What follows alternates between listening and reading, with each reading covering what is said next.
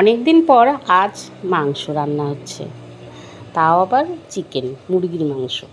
কারণ রবিবার করে মাংস এখন খাওয়া হচ্ছে না, শ্রাবণ মাস বলে খাওয়া হচ্ছে না। রবিবার, সোমবার, বৃহস্পতিবার থেকে নিরামিষ শুরু হয় একদম সোমবার পর্যন্ত। তাই আজকে বুধবার মাংস খাওয়া যাবে, তাই আজকে মাংস রান্না হচ্ছে। ছেলেদের বায়না তো করতেই হবে।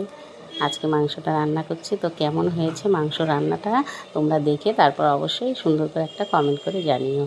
তো তোমরা কি কেউ পছন্দ করো মুরগির মাংস খেতে? আমি কিন্তু খুব একটা পছন্দ করি না, খাই না যে তা নয়, একটু একটু খাই, বেশি অতটা পছন্দ নয়।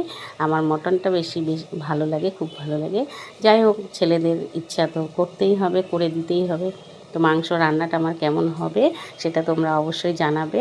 আর যদি কারো খাওয়ার ইচ্ছা হয় তো চলে এসো। আর মাংস রান্নার সময় আমি একটু গন্ধরাজ লেবু চিপে দিই। যখন কষানোর সময় গন্ধরাজ লেবুটা চিপে দিলে খুব সুন্দর একটা স্মেল বের হবে।